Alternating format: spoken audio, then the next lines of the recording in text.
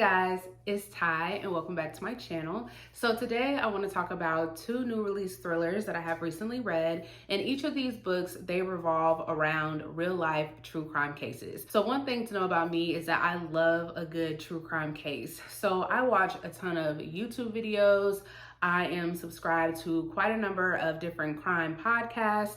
I listen to true crime over on TikTok, and I've actually really been enjoying the documentaries that Netflix has recently been putting out about older cases and how they are highlighting those again. So basically anything that has to do with true crime, I am here for it. And that is what drew me to these two books. So the two books that I'm going to be talking about today, the first one is Such Quiet Girls by Noelle W. And then the next one is This Book Will Bury Me by Ashley Winstead. So before I actually give you guys a review over the books, I am going to give you a brief overview of the cases these books are revolved around. So the first one we are going to start with is Such Quiet Girls. So if you have not read Such Quiet Girls, this one revolves around the 1976 Chowchilla Kidnapping.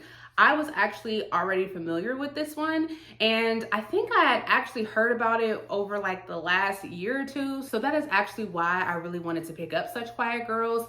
But if you are not familiar with this case, let me tell you about it. So on July 15th in 1976 in Chowchilla, California, it was around 4 p.m. The bus driver, Edward Ray, is trying to drop off these kids after they've had a day of fun. He was actually able to drop a few of them off before his route got derailed. So he ends up getting stopped by these men in this white van.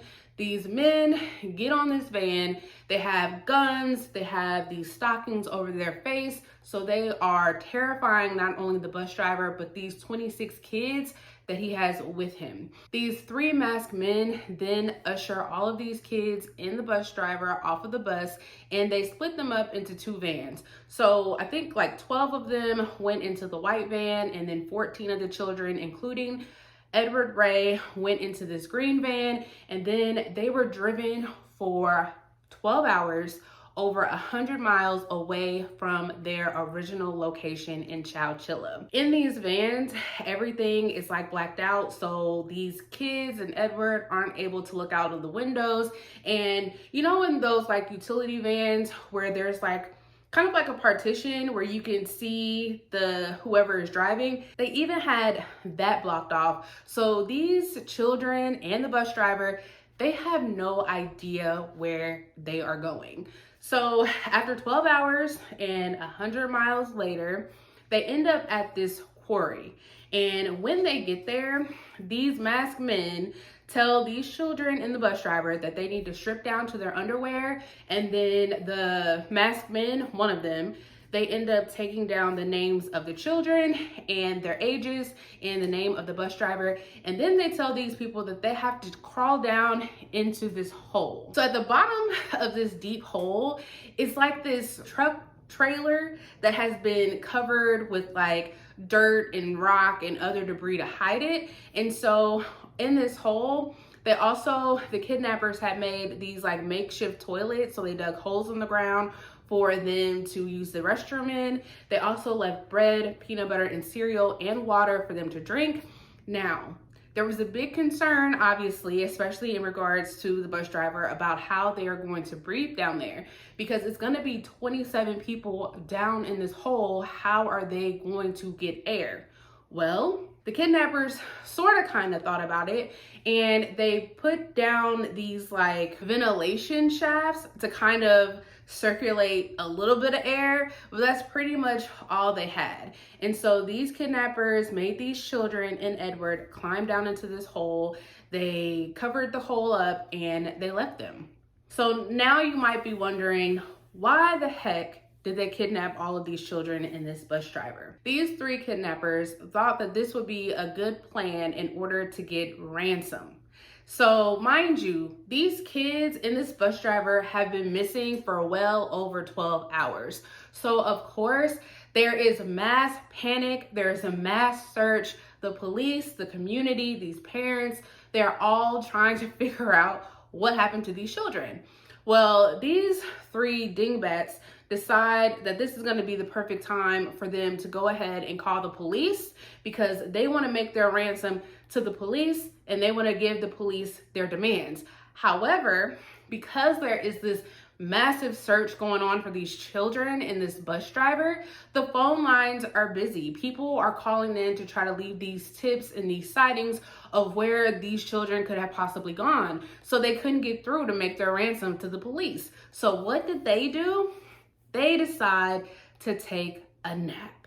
So while these three kidnappers are napping, these children and this bus driver are trying to figure out how they are going to get out of this hole. So these children, they range in ages between like 5 and I think the oldest one is like 14. So Edward Ray is trying to help the older kids figure out a way to get out of this tractor trailer. So they learn that on top of them is like this metal sheeting with something else that we come to learn are like these really huge batteries that is on top of it and they can't really move it. So the next best thing is to try and dig a way through the dirt. And that's what they do. For hours and hours and hours, these older kids are trying to dig their way through this dirt. And finally, they do. They dig a hole big enough for them to slowly start to climb out. They are able to walk to this man's shack, who actually is able to give them some help.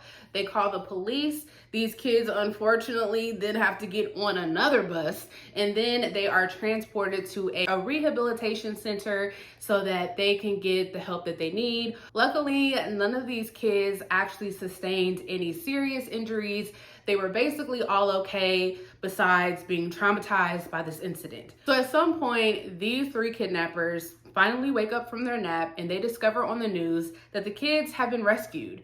And so now, of course, they are on the run. So the police are trying to figure out who was it that took these kids. They learned that that tractor trailer that was at the bottom of this hole that these kids were in, they find out who that belongs to. And then they find out that this man that this tractor trailer belongs to has a son who was all of a sudden missing. They eventually catch up with the son. He then confesses that he had help from his two best friends, and now those two are also on the run. I want to say like a couple of days later, the son actually turns himself in, and then a few days later from there, the other two dingbats are actually caught. All three were charged with kidnapping and ransom. They all got sentenced to life with a possibility of parole. The two best friends were actually paroled in 2012. And then the son, who was determined to be the ringleader, he was not able to be paroled until 2022. So if your question is, why did they do this? The only reason why they ended up kidnapping these children and this bus driver is for money. They originally wanted 2.5 million, but then they upped it to 5 million. And the funny thing about that is that these three idiots actually came from wealthy parents. So it's not like they were hurting for any money. They probably could have just asked for it, but they wanted to come up with this plan. They believed that taking children would ensure that they would get this money, and instead they served a long time in jail. So Such Quiet Girls is based off of the Chowchilla Kidnappings in 1976. In regards to this book, we are following new bus driver Jessa.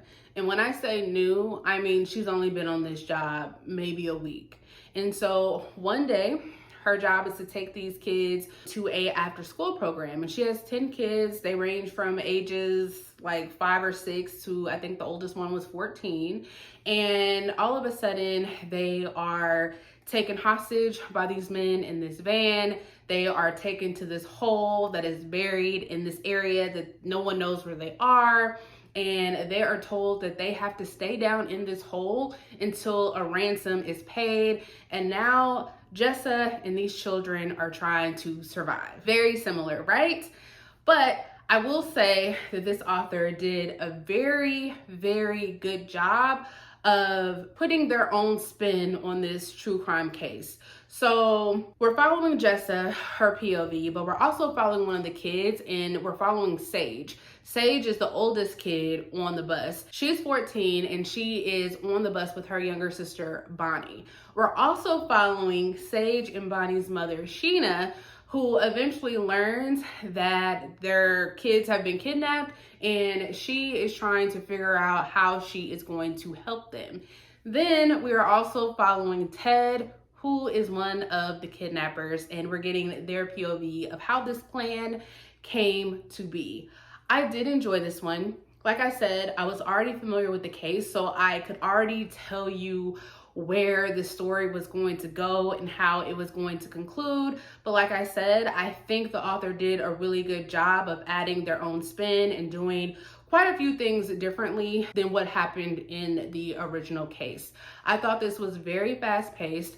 I enjoyed getting the POVs from the different characters, and you're kind of seeing this situation from different points of view, which I really appreciated. I especially really like that we got one of the POVs from the kidnappers and just kind of getting their thoughts on this whole situation and how that's unraveling. And I just enjoyed how this wrapped up overall. The only thing that I will say about this is that it just wasn't as memorable for me as I wanted it to be. As soon as I was finished with this, I honestly have not really thought about the book since then. I had an enjoyable time while I was reading it, but it definitely won't be a book that will stick with me in the long run.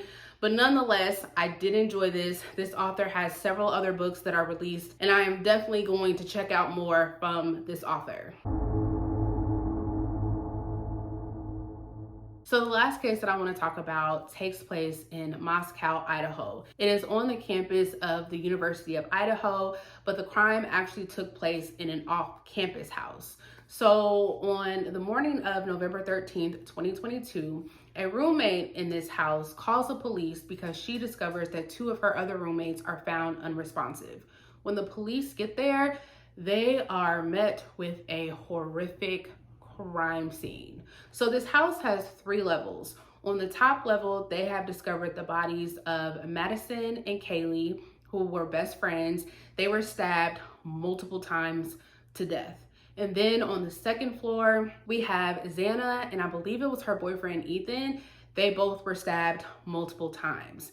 While the police are trying to figure out what happened in this house, one of the roommates, the one that called the police, her name is Dylan, she said that sometime during the night, she was hearing some noises. This is like early in the morning. These kids have been out on various activities and they come home around like 2 a.m. So there's a lot going on in the house and nothing too suspicious, right? We're in college, people are partying, people are having fun, that kind of thing.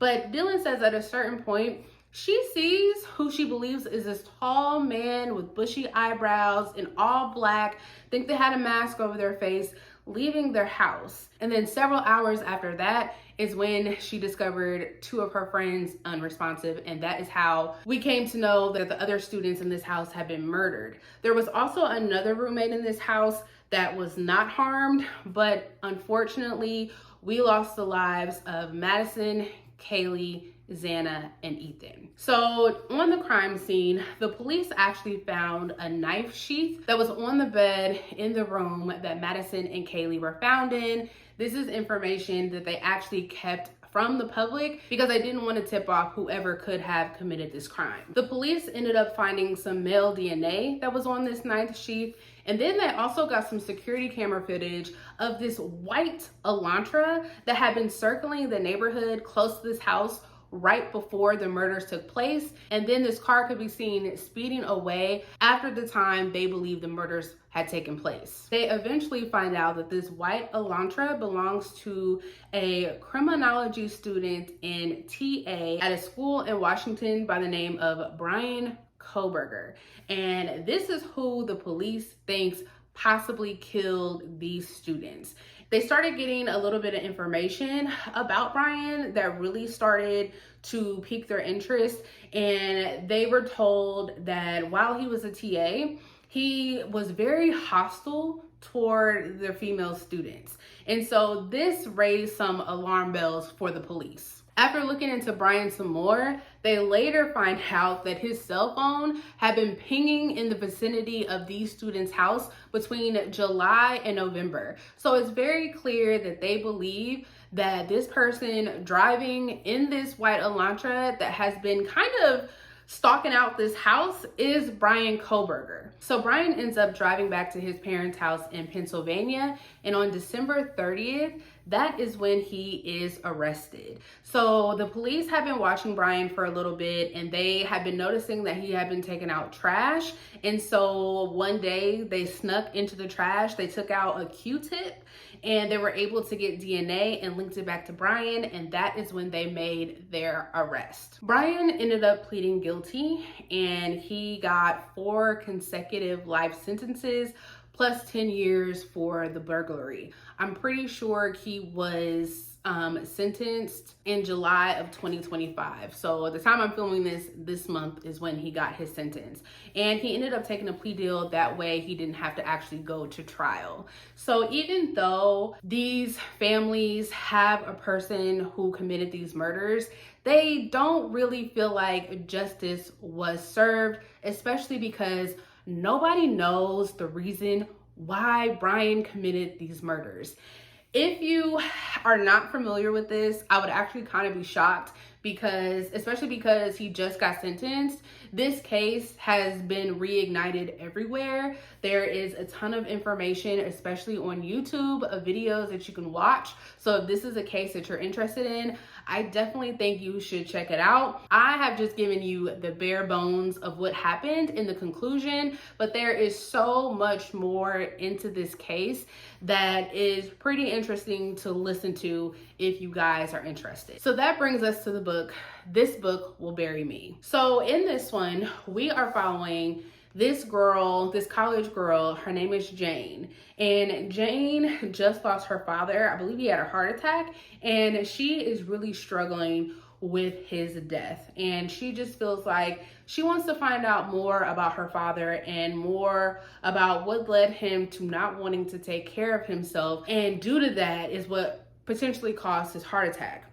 With her trying to find out more about her father's life, it actually led her onto some true crime forums. And she ends up kind of jumping in at the tail end of this other case that had blew up. And she is in these forums and she's talking to these people, and she is really seeing how these true crime sleuths get to work. She ends up getting connected with these 4 other true crime people. They invite her to a private chat and they start chatting. Right when that happens, then we get the breaking news that 3 girls have been murdered on the University of Idaho's campus, and now they are determined to solve the case of these murders. So this book is written in memoir style. So Jane is actually telling us the events of this story like a year later, like a year after everything has happened.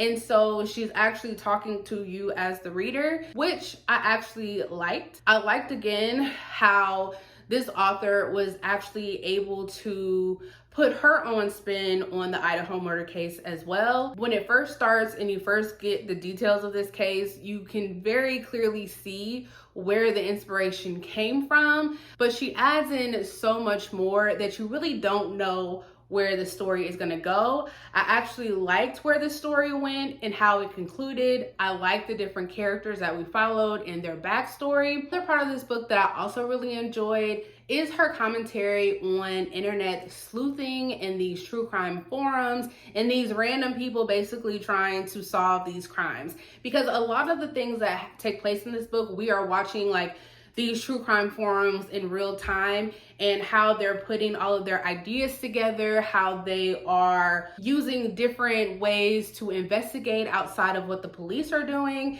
And there's just good talk around internet sleuthing. Can be a good thing, it can be a bad thing. Yes, they can definitely help a case, but they can also do things to hinder a case, They can out people who don't need to be outed and put certain people's lives in danger. I really liked the commentary around that because the true crime sleuthing is so prevalent in this day and age. With there's so many social media sites and so many ways that people can get their hands on information that sometimes it's kind of strange that the police can't do the same thing. But yes, they can be helpful and they can also hurt a case as well. But I really enjoyed the commentary on that, and that was probably my favorite part about this book. A part of this book that we also got is like sections where Jane is talking about this grief that she has for her father, and then she's also kind of doing some side work looking into him. And those parts I will actually have to say I did not really enjoy, because so much of this book is talking about these other murders that it kind of took me out of the story anytime we would then go back to Jane and her doing her work into her father. I liked that we talked about grief, but it also just kind of like took me out of the story. Also, what took me out of the story is that there are footnotes in here. You guys know I do not like footnotes at all. I think they are so distracting, and they definitely were distracting in this book. There's not like a ton of them because this is a chunky story, but there are enough of them that it kind of annoyed me, especially because I don't think the footnotes added anything. They weren't telling me anything that I just had to know, which also just brings me to, I just don't understand the purpose of footnotes, but they're in here and I did not like it. I also felt like towards the end, this book felt really long. It's almost 500 pages. No, not quite 500 pages. Almost like 450 pages. And it started to feel a little long. I felt like we got a lot of information and details that maybe we didn't really need. It was like you learned every single thing that these people were investigating, and some of it I was like, well, we didn't need all of that information, but we got it. But overall, I did enjoy this. I don't think I gave the rating for the other book, but for Such Quiet Girls and This Book Will Bury Me, I gave both of these books 3 stars. While I really enjoyed them because of the true crime cases they were following, I just don't think either of these stories will be that memorable for me, but I did enjoy myself while I was reading them.